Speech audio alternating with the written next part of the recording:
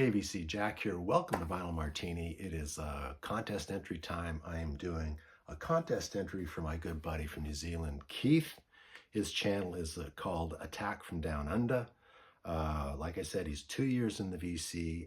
His contest name is Phobias and Seasons. He's got 4 questions that we have to answer. So I am going to get started. The first one is, show a record cover with art that you have a phobia of. So I'm about to reveal one of my deep, darkest secrets here. And I am scared to death, in general, of birds. Not these birds. I love these birds. I'm talking about birds like this. Yeah, a parrot. Sharp bills, talons. And I come by this phobia honestly. I'll tell you a little story. Maybe a long story.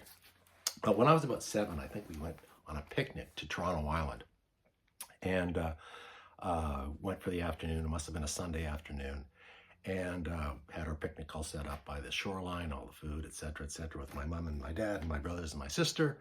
And there was some swans gliding about close to the shore. And I was curious, and I walked down there, and all of a sudden, this swan, this white swan, comes out of the water, big wings flapping away, hissing and hissing.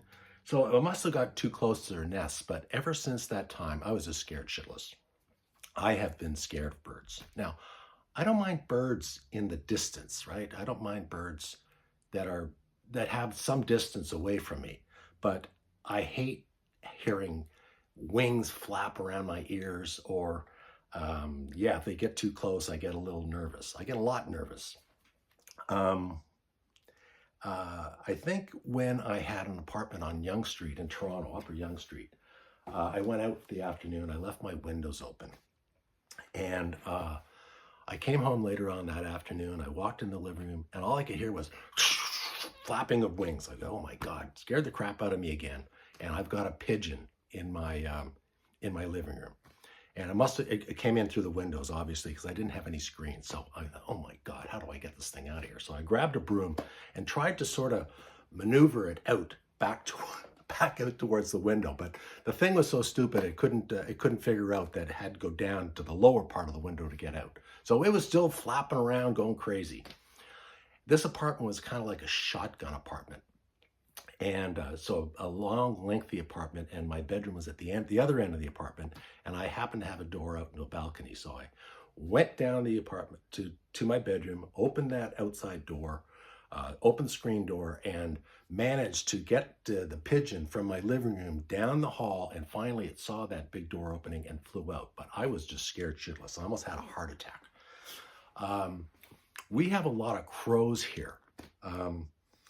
I guess crows are prevalent everywhere in North America, but we seem to have plenty of them. Now, crows don't normally bother me. They're kind of, they're pretty smart. And they nest from around the beginning of May till around the middle of June. And they are ferocious at protecting their nests. So if you are walking down the street, going to the bus stop, say, to go to work, they will swoop you. Honest to goodness, they will swoop you. And they're so smart. If you try to protect yourself or try to, for example, throw something at them, they have marvelous memories and they will never forget. So they will always remember you as the one that was trying to throw things at it. And I know this, so I don't throw anything at them. I just try to get out of their way, quickly walk away. So crows, they're always a problem as well. I'll give you another example. I was just in Cartagena in Colombia on a cruise. And as part of that cruise, you can get off the boat, walk into Cartagena, walk around. And on the way back to the cruise ship, they had a little bird sanctuary, a bird rescue park, basically, where they would take in parakeets, flamingos, all sorts of birds that people take as pets, and then they don't want them anymore. And I'm walking through this bird sanctuary because you had to walk through the bird sanctuary to get to the docks for the cruise ship. And there are people there, and they have these, talking about nasty things, parrots, like they've got very sharp bills, talons like you wouldn't believe. And there's people just, they've got these huge parrots on their arms, and I'm going, oh, no, this is not for me. So I just sort of raced through there. Fortunately, no bird attacked me. But anyways, that phobia stays with me to this day. And like I said, I don't hate birds. I've done a spot of bird watching myself, but I still have that phobia to this day. So there you go, Keith. There is one of my deepest, darkest secrets revealed. Okay, question number one. Question number two.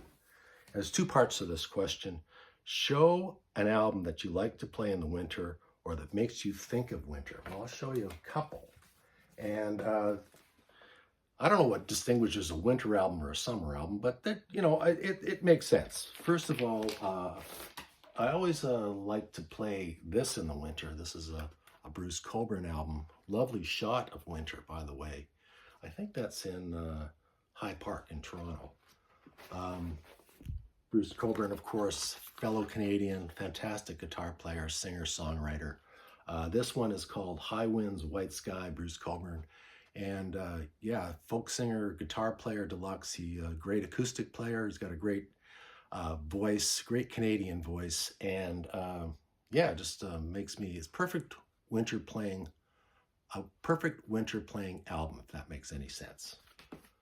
Got another one here. Jazz is always great to play in the winter. I just pulled this album out. I could have pulled almost any jazz album out, but this is Jamad Amal at the Black Hawk. This was recorded in 1961. I think Jamal has only recently in the last 10 years been recognized as a great jazz pianist. I think he was always looked upon as kind of a lounge player. Totally unfair. He's got a three-piece here. Personnel, Ahmad Jamal on piano, Israel Crosby on bass, and Vernel Fournier on drums. A great trio that he had. Back in the 60s, they recorded their last record together, I think in 1963. But Ahmad Jamal and jazz. Jazz is always a great genre to play in the winter. The second part of that question is show an album that you play in the summer or makes you think of summer. Well, the first one I want to show is, it's not an obscure record. I mean, everybody knows this record. David Bowie, Diamond Dogs. I bought this record, and this is not an original, by the way. This is one of the Best Buy series, so I bought this was a cheapie.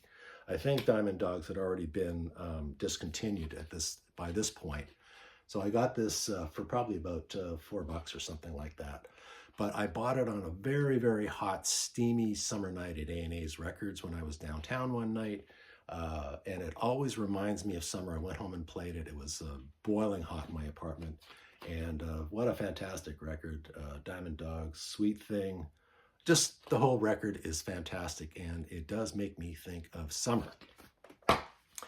Another summer record that I always associate with summer is this, I think is Pink Floyd's best record, Wish You Were Here. I believe it was released in the summer, and the reason it makes me think of summer is I went to see them on this tour.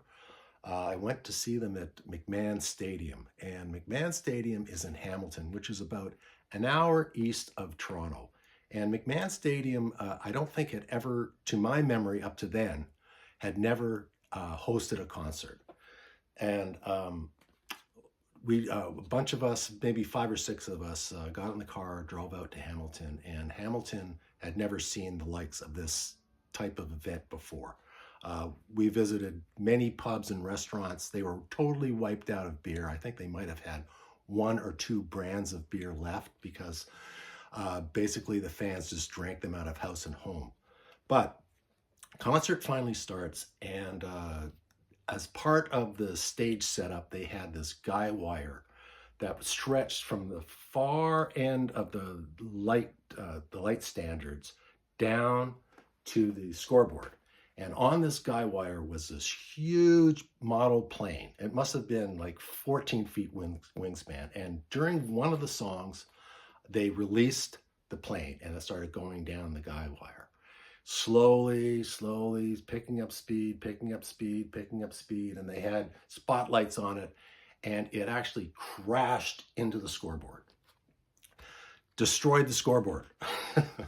And Nick Mason, I think, said this was the most shameful episode in Pink Floyd's history. So as a consequence of the ruined scoreboard, the city of Hamilton did not allow any concerts in McMahon Stadium until, I think, 2015 or 2016, when the Tragically Hip did a concert there. So that's 35 years or so, 1975 to 2015. Yeah, 40 years. No concerts at McMahon Stadium because of the infamous Pink Floyd tour. That was a great show, by the way. Fantastic, fantastic show. All right, question number 3. Show a weird soundtrack. I don't really collect soundtracks. I've got a few, but I am going to show you this one that I picked up as part of a collection. And it is a soundtrack to a movie called Dusty and Sweets McGee. 1968 movie about heroin dealers and LA. It was kind of filmed in the aftermath of Easy Riders. So there was a lot of movies about motorcycle gangs, etc., etc. But one of the characters, just a sec. The character's name is City Life. He is described as a super dealer. He lives in a $300,000 house on Chevy Chase in Beverly Hills. He makes $75,000 dealing dope and never touches it himself. So in 1968, $75,000 a year was just a huge amount of money. Not so much anymore, but I guess when people, if you were making $10,000 a year in 1968, you were doing well. So $75,000 a year would have been a phenomenal amount of money. And a soundtrack, great soundtrack on here.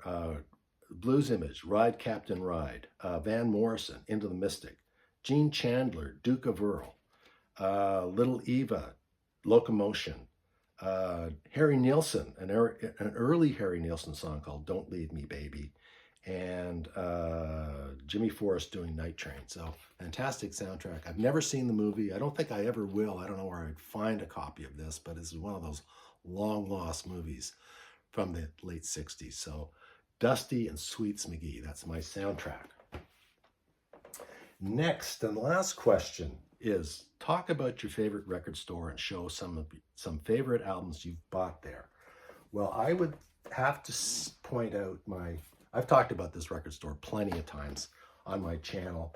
It's Apollo Records in Port Coquitlam, BC. It's in the Lower Mainland. It's about, I would say, about a 45-minute drive east of Vancouver in the Fraser Valley. It's in an industrial unit, a warehouse type of place, so they have low overhead, and it's really hard to find. But once you get in there, they have some fantastic records. So I'll just show you a few records I've bought there. I found a copy of Colosseum's Daughter of Time. And the records are always mint, and they're always well priced. That was $12.99. I've never seen this album anywhere else, but Apollo Music is going to have it. A record or an artist that is one of Steve's, A is for Alice, B is for Bob. His favorite is Tommy Bolin. I got this copy of Tommy Bolin for $8.99, mint copy. Got a copy of his first album, which is probably his best album.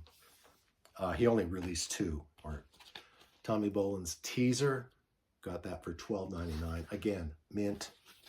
Very fairly priced. They like to price their records so that they get out the door. They don't just sit there as in a movie, as in a museum, as an artifact. Another album I picked up there, again on Steve's recommendation. This is Paul Kossoff from Free, his band that he formed after he left Free. Backstreet Crawler, again, his second record.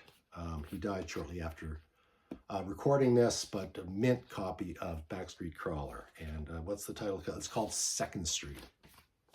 They have a fantastic dollar section there. Found some fantastic dollar finds there. How about Buck Owens? You're For Me sings and plays a group of his own great country hits. Love Buck Owens, the king of Bakersfield. Yeah, fantastic record. This was $1. Another record for $1. An album that I'm very late to, Poco. This was in the dollar bin. And this is called Under the Gun. Black cover. And finally, another Poco album that comes from the CBC record libraries. CBC radio station in Vancouver sold off all their albums. And this is, again, Poco, the Songs of Paul Cotton. Fantastic record. Great country rock band, Poco. So there you go, guys. Keith, that's my entry. I hope I make it. And if I don't, that's okay. I just want to do a conscious entry to support your channel. I must say that the name Attack from Downunda is Mike Kelly's, that's MGK Boston's favorite channel name, because for a while there when he was doing this contest, it seemed like every show he would have to say this channel name. And he would say, Attack from Downunda, thinking that he's doing a New Zealand accent, but it never comes across as a New Zealand accent. So Mike, thanks for trying to do a New Zealand accent for us, but your Brockville accent comes through loud and clear. Anyways, I am running up past 16 minutes. That's a long contest entry. Congratulations on 2 years, Keith, and good luck in the contest. Hope you get lots of subscribers. I'm going to leave his channel name down below. So please, if you haven't subscribed to Keith, give him a sub, give him a like, and cheers to everybody. See you next time.